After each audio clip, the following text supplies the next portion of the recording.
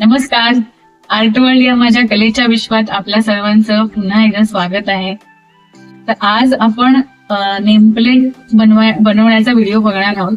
याच्या आधी सुद्धा आपण काही नेमप्लेटचे डिझाईन्स बनवण्याचे DIY व्हिडिओ पाहिले होते, पण माझा असा प्रयत्न असतो की प्रत्येक वेळेस काहीतरी नवीन कलाकृती, एक नवीन आर्ट फॉर्म आपण प्रयत्न करायचा बनवायला आणि ते तुमच्या पर्यंत पोहोचवण्याचा प्रयत्न असतो. तर त्यासाठी आज मी एक वेगळ्या प्रकारची नेमप्लेट बनवणार आहे. म्हणजे क्लायंटची जशी रिक्वायरमेंट होती त्यानुसार एक वेगळा आर्ट फॉर्म असलेली, म्हणजे एक त्यात वुडन टेक्स्चरचा इफेक्ट असलेली नेमप्लेट असणार आहे, पण खूप दिसायला एलिगंट अशी नेमप्लेट आहे. तर म्हणून ह्याचा आज मी व्हिडिओ आपल्या समोर घेऊन येत आहे. तर आपण लगेच कृतीकडे वळूया.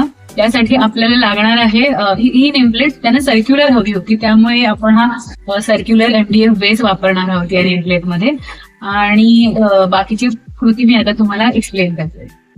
आम्ही 12 इंच डायमीटरचा सर्क्युलर शेप MDF बेस घेतलेला आहे आणि याला मागे आपण क्लिप्स लावले आहेत हँग करण्यासाठी आणि बेसिक एक ॲक्रेलिक कलरचा कोट करून घेतलेला आहे, ज्याने MDF खराब नाही होणार. आपण आता नेमप्लेट बनवण्याच्या मुख्य कृतीकडे वळूया. तर ह्या नेमप्लेटवर आपल्याला टेक्स्चर करायचं आहे, तर त्यासाठी मी ही टेक्स्चर पेस्ट बनवून घेतलेली आहे. ही टेक्स्चर पेस्ट आता आपण यावर स्प्रेड करणार आहोत. ही टेक्स्चर पेस्ट बनवण्याची कृती मी आपल्या आधीच्या व्हिडिओमध्ये डिटेलमध्ये एक्सप्लेन केलेली आहे, तर तुम्ही तो व्हिडिओ नक्की बघा. त्याची लिंक सुद्धा मी खाली डिस्क्रिप्शन मध्ये देते. आता ही टेक्स्चर पेस्ट याची कन्सिस्टन्सी अशी असली पाहिजे, फ्री फ्लोईंग, ज्यामुळे हे व्यवस्थित आपल्याला ह्या आपल्या सरफेसवरती टेक्स्चर पेस्ट पसरवता येईल. मी आता ही एक व्यवस्थितपणे टेक्स्चर पेस्ट पसरवून घेते.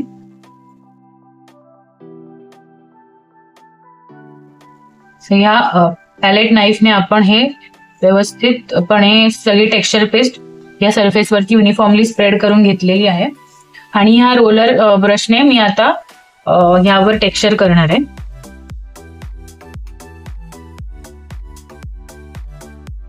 तुम्ही पाहू शकता किती पटकन टेक्स्चर बनलेलं आहे आणि खूप सुंदर दिसतंय टेक्स्चर.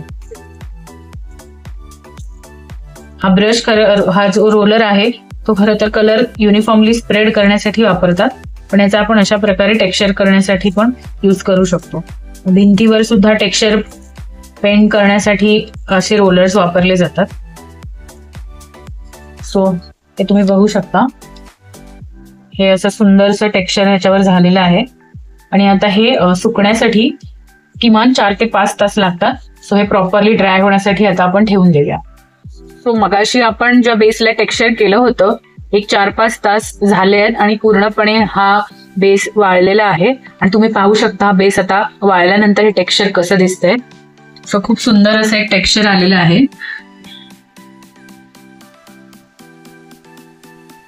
आणि आता या बेसला आपण कलर करणार आहोत. त्यासाठी मी ॲक्रेलिक कलर्स वापरतेय. बेसिकली मला ह्याला वुडन टेक्स्चर द्यायचा आहे, तो वुडन कलर कॉम्बिनेशन मी करणार आहे. त्यासाठी मी हे ब्राऊन आणि ब्राऊनच्या वेगवेगळ्या शेड्स यूज करून मी ह्याचं टेक्स्चर पेंट करते. आधी एक पूर्णपणे ब्राऊन कलरचं एक प्लेन कोट देते आणि मग तो वाळल्यावर मग त्यावर मी वुडन इफेक्ट जसा असतो, एक टेक्स्चर असतं वुडनला, वेगवेगळ्या रंगांचं छटा असतात, त्या छटांचं मी एक शेडिंग करणार आहे. सो आता मी हा पूर्ण बेसला कलर करून घेते.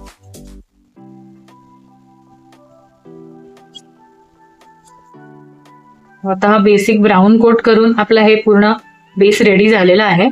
आता ह्यावर आपल्याला वुडन टेक्स्चर साठी वेगवेगळ्या रंगांच्या छटा करायच्या आहेत. तर मी ब्राऊनच्या वेगवेगळ्या कलर्सनी यावर शेडिंग करते, जेणेकरून नॅचरल वुडन इफेक्ट येईल.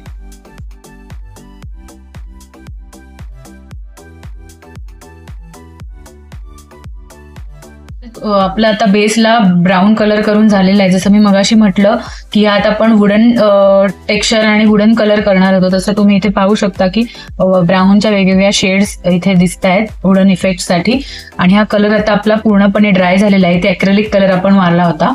आणि आता ह्याला प्रिझर्व करण्यासाठी आणि हा जास्त टिकाऊ करण्यासाठी आपण यावर वॉर्निश करणार आहोत. तर इथे मी हा एशियन पेंट्सचा वूड वॉर्निश येतो, क्लिअर सिंथेटिक वॉर्निश, तो मी इथे मारणार आहे. ब्रशने आपण अप्लाय करणार आहोत.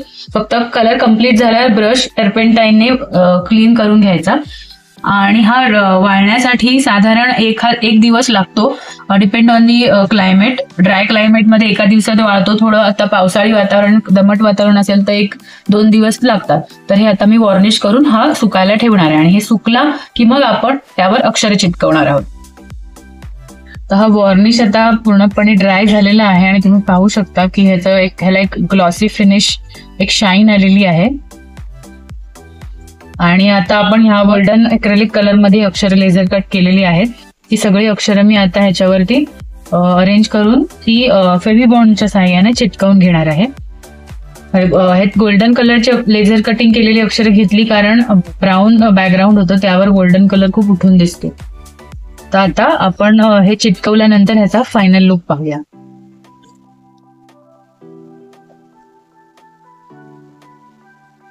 तर हा आहे आपल्या नेमप्लेटचा फायनल लुक. यामध्ये तुम्ही पाहू शकता इथे बोधी ट्री आहे, जी क्लायंटची रिक्वायरमेंट होती. त्यांना बोधी ट्री हवी होती आणि त्यांची फॅमिली मेंबर्सची नावं, फ्लॅट नंबर आणि एक सिंपल पण तरी एलिगंट अशी दिसणारी वुडन इफेक्ट असलेली आणि त्यावर गोल्डन ॲक्रेलिक शाईन करणारी अशी नावं, अशी ही आपली नेमप्लेट रेडी आहे, रेडी टू डिलिव्हर.